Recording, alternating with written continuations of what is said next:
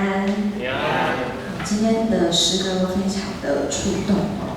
我想，大家在诗歌当中里面常常会听到一些非常触动我们的话语哦，就像是那个话语那个音乐，好像就让你自己很自然的把自己内心里面的一些体会跟感受流露出来。那我们现在当代人今天特别跟你们分享的这个讯息，也是因为我并不是道术的老师哈，因为我是灵性咨商，所以常常来到我们当中，很多人都是一些不是说不健康啦哈，但是就是有一些心理上有一些需要、有一些渴望的人哈，想要找到一些被安慰啊、被陪伴等等的。那我们也发现到说，现在的人常常会感觉到自己爱不足够，好像不知道该怎么行动爱，所以市面上你大概常常会看到一些书籍啊，就是告诉我们怎么样去执行。那有一个很有名的，应该叫5种爱的语言，大家应该都有听过吧？那这份爱好像透过一些方式让我们去了解别人的需要，然后我们怎么样去执行在对的地方。但是真正基督徒到底爱是什么？只是做吗？只是做一些事情吗？好像也不是只是这样，因为如果是这样的话，那我不是跟奴仆很像吗？好像我们要做很多事情才能赢得一些东西，或是好像我们要做很多事情才够格拥有这些。那主应该不是这样对我们的心意吧？他把我们当成是他的孩子，不是吗？所以我们要如何重新去了解爱的语言？到底爱的语言到底是对我们说什么？他在敲我们的心门，他在对我们的心说什么？在我们能做之前，这份爱要怎么样留在我们的心上？我们来先做一个祷告。主，我们感谢赞美你。主，今天在一开始，你已经透过诗歌触动了我们。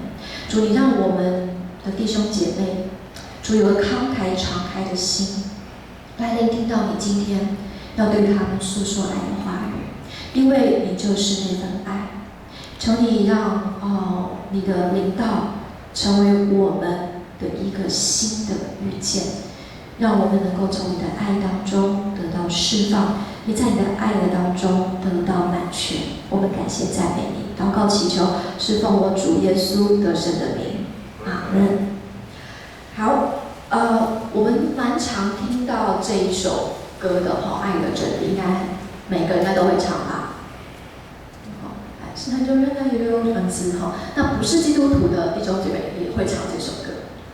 但是我自从就是生了小孩之后，刚刚有个经验，就是带着孩子在我们家的那个卧房，因为我们家卧房有一个那个爱的真理的，不是爱的真理啦，就是这个经文的，我的好姐妹帮我刺了一个刺绣，手工刺绣，我就挂在结婚的时候送给我做礼物，我挂在我的卧房。当初有一种想法是让我老公每天都要看这个，但没想到因为我觉得你看爱真理，你要对我很久忍耐有恩慈你看这个就是那叫什么置入性行销。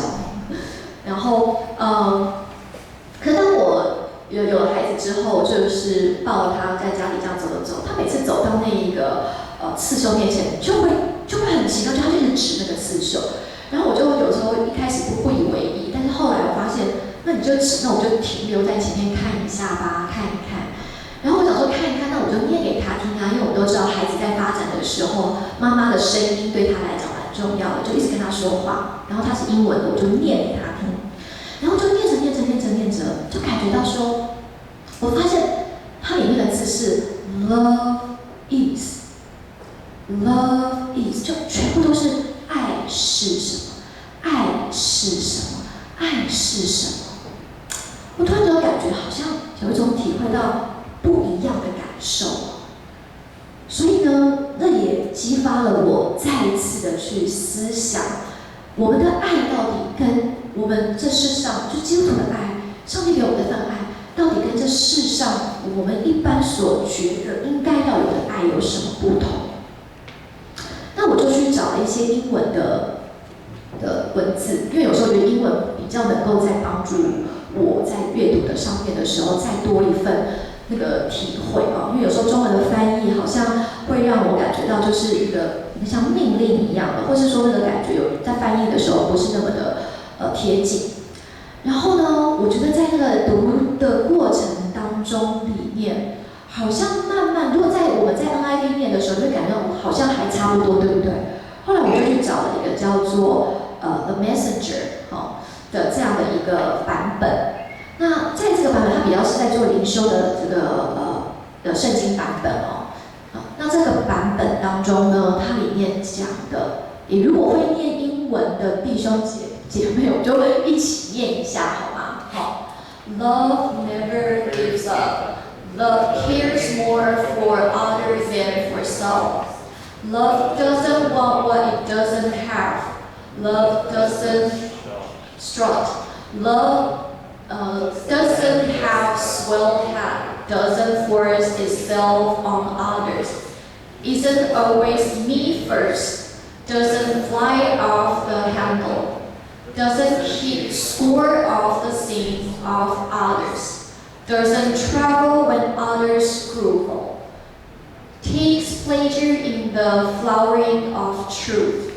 Puts up with anything, trusts God always. Always look for the best, never looks back, but keeps going to the end. 我在读这段的时候，就觉得又更触动我，因为有的时候在读的时候，你会发现有些文字好像就慢慢的浮出来。我不知道大家过去在唱这首歌或在读这章的时候，哪句话特别的触动？因为爱是一份体验，爱是一份经验。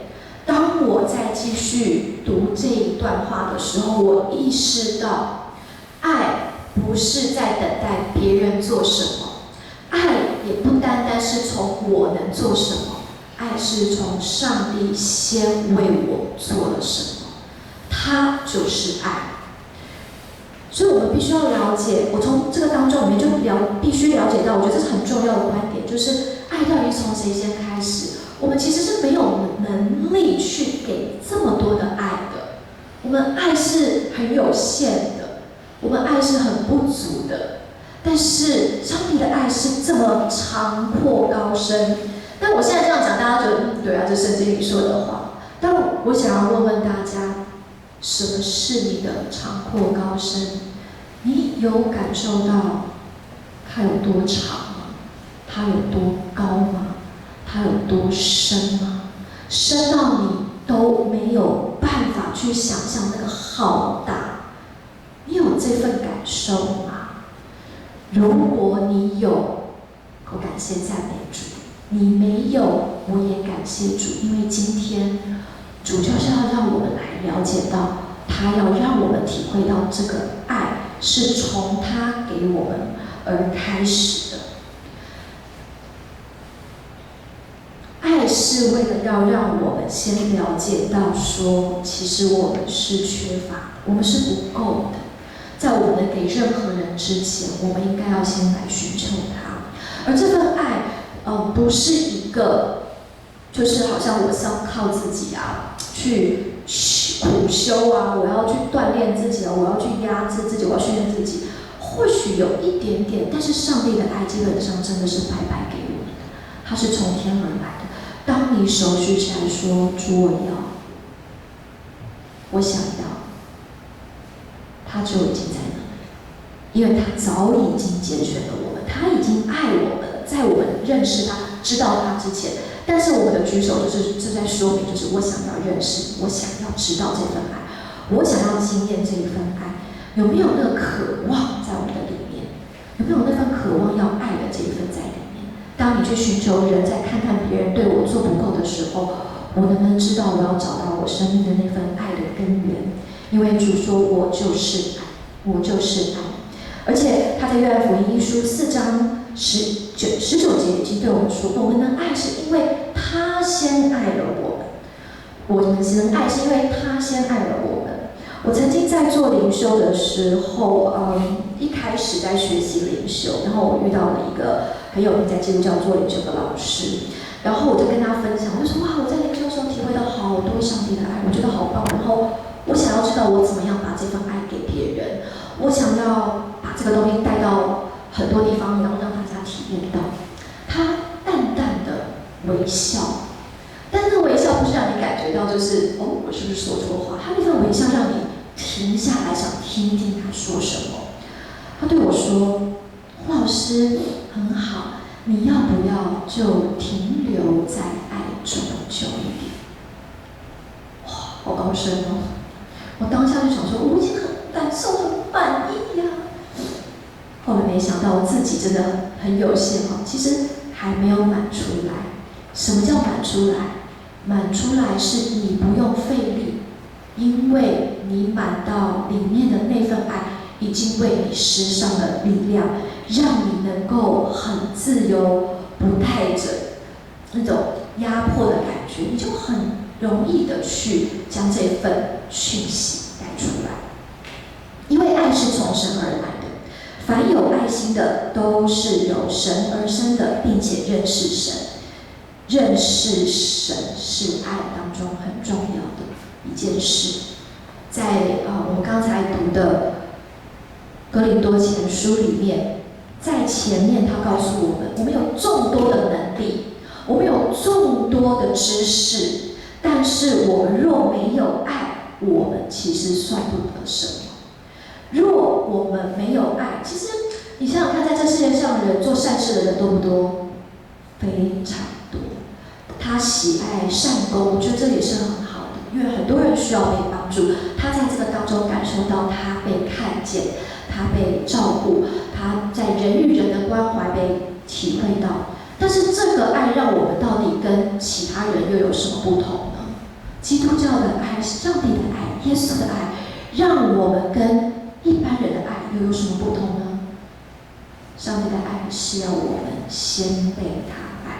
若我们没有爱，我们没有被他爱，不是说我没有爱心，是若我们的里面没有先被他碰着，仍然对我们无益，我们仍然是干旱的，我们仍然是干的，流出去很快就没有了。所以当我们知道这样的爱既然是从他而来，这么深刻的爱，这么深刻的爱到底在展现什么呢？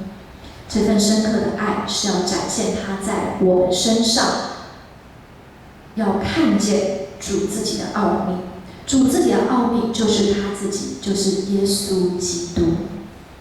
他自己告诉我们，在哥林多前书3章4到7节，他不断说，爱是恒久忍耐，又有恩慈，爱是不嫉妒。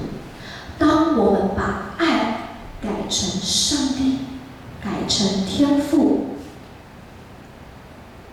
你会发现，事实上，他要我们知道是他的本质。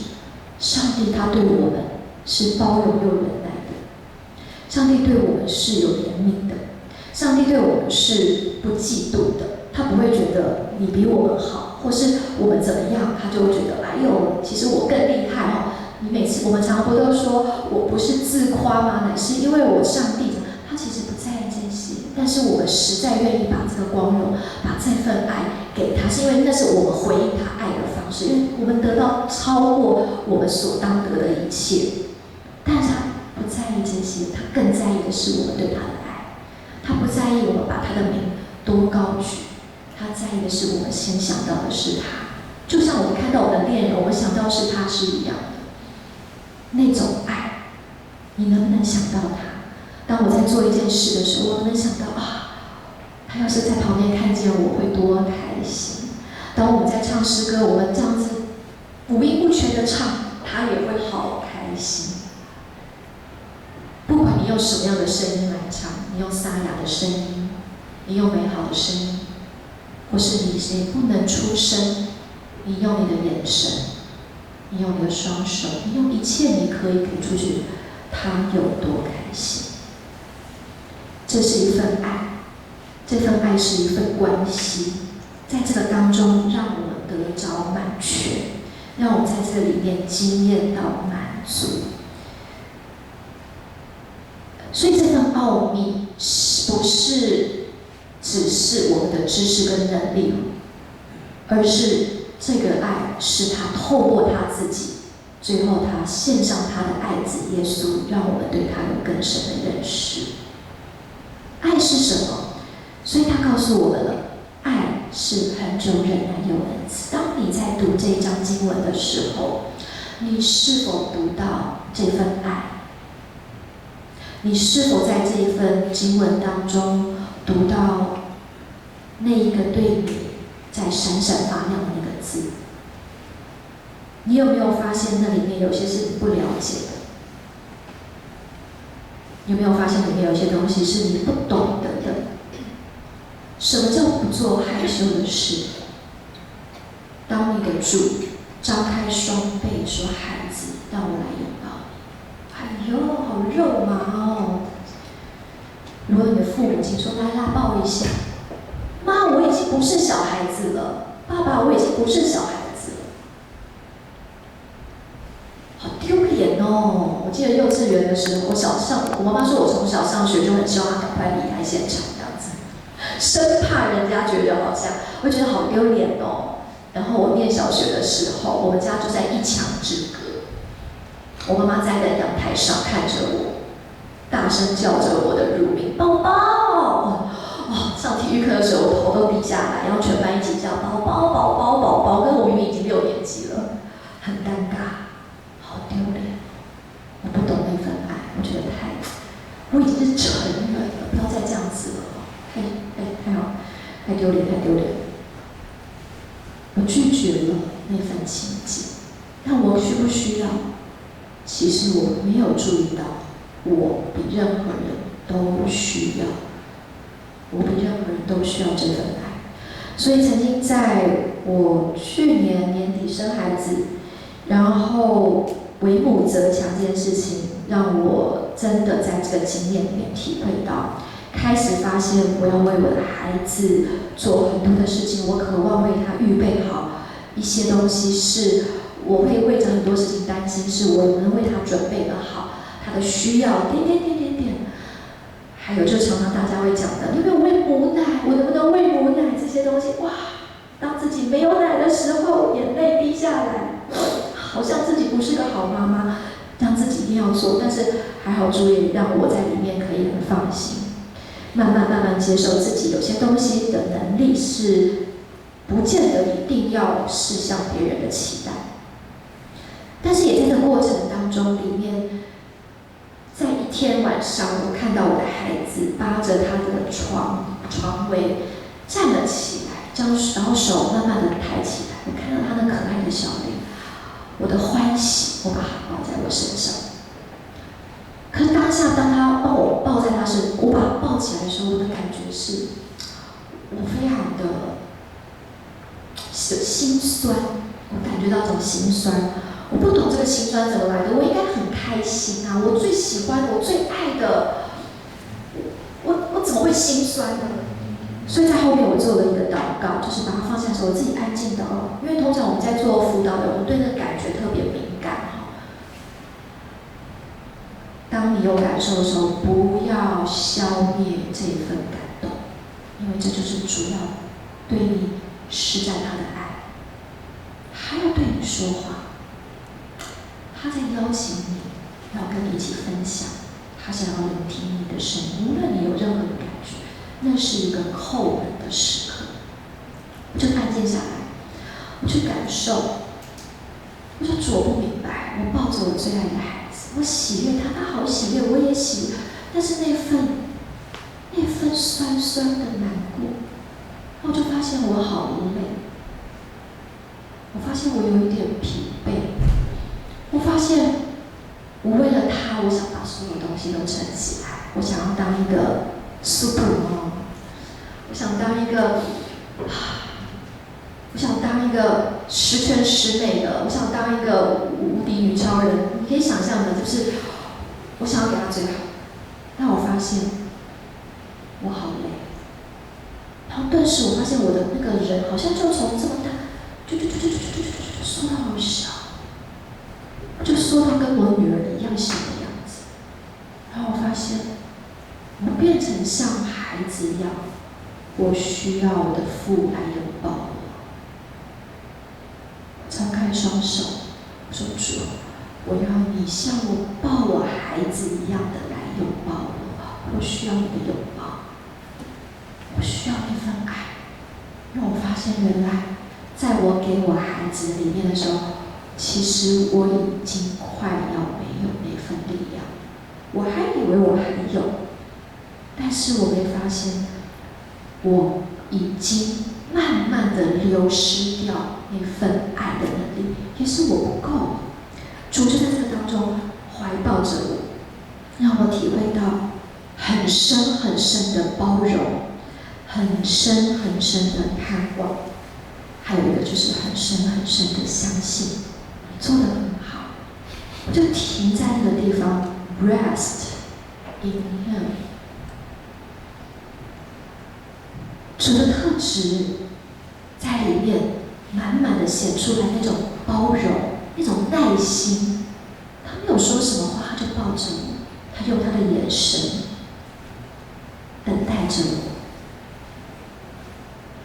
我感觉到那时候我好放心，我感觉到就像一个孩子可以在爸爸的怀里面，我可以什么都不用做，我就安心倒卧在他的怀里。耶和华说：“我知道，我向你们所怀的意念是赐平安的纪念，意念不是降灾祸的意念。我要让你们知道末后有指望。我给你的是莫大的盼望，不是要让你疲惫，不是要让你恐惧，不是要让你担忧。我要来分享的是个平安。”所以他借着耶稣赐给我们他的独生爱子，他也告诉我们如何在我们的福音书当中去体会到，其实有的时候我们说我不知道上帝是什么样，上帝的本质到底是什么，好虚幻。但他说我赐下我的爱子，让他走出来的那段道路，让我们看见他是我们的道路、真理、生命。若不借由他，我们无法到父那里去。所以在福音书当中，我们仔细看到耶稣是如何救济那些痛苦的人，救济那些不堪的人，救济那些犯错的人。他是用什么样的态度来对待他们？我们可以从福音书里面，不是只是看见，我们还可以进入，如同这份故事，就如同我们的故事一样。我们或许也是撒该，我们或许也是那行淫的妇女，我们渴望被原谅，我们渴望被赦罪，我们渴望被看见，因为看见就是爱，接纳就是爱。你是否在福音书当中，哪一卷书在你阅读的时候，不是只是在经文上的理解跟解经，而是那份故事成为了我们生命的一个路径，我们可以进入在这个福音里面，然后来让主成为那个爱的来源，让爱成为我们跟神之间的对话，让爱成为我们跟神之间的对话。不是撒该的故事，不是行淫妇女的故事，不是多玛的故事，是你跟耶稣的故事。你在这个故事里面，你是不是那个主角？你是不是那个摊子？你是不是那个瞎眼的人？你是哪一个人？你是哪一位？还是你是远远在那边观看的那一个群众，迟迟不敢进去？是什么阻挡了你？是什么让你没办法接近那份爱？让我们一起在这个当中，我们一起从祷告里面，让耶稣进到我们的当中来。让我们一同祈祷。主，我们感谢你，因为你先爱了我们。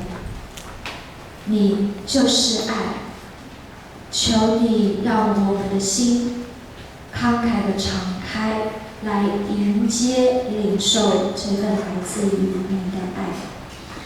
求你帮助我们光照我们，使我们重新的来认识你，并且更深渴望的来认识你。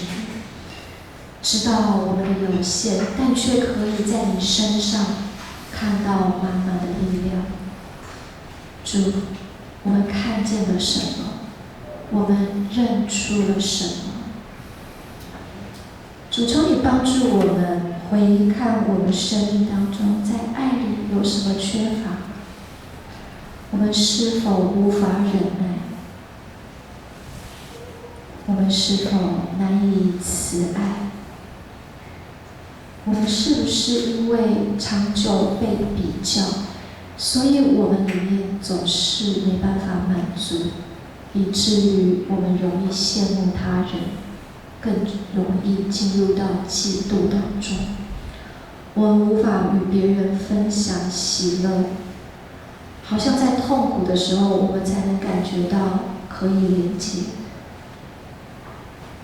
主啊，求你帮助我们看到那个使我们不断流出去的那些是什么？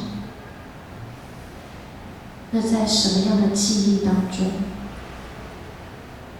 求你帮助我们，也求你进入到那一个经验里面，医治我们，恢复我们，疗愈我们。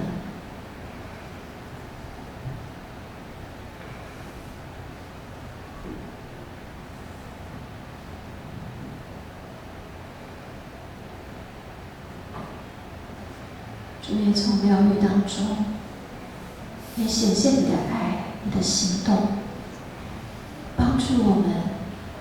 当我们祈祷之后，让我们意识到，或许在明天，我们可以试着有一个不一样的行动，看看主对你有什么样的邀请。他在邀请你举起你的双手，去握住它吗？还是他在邀请你，愿不愿意跨出你的一个脚步？还是他在邀请你，试着张开你的耳朵，听一听他的声音？还是他在邀请你停留在他的里面，安静的与他一起坐息，休息在他的当中？你可以注视他对你的邀请是什么，让这份邀请成为明天的行动，成为他爱的一个呼叫，成为你爱的一份力量。这份爱是先坐在你的身上，是让你先被满足。主，我们感谢你。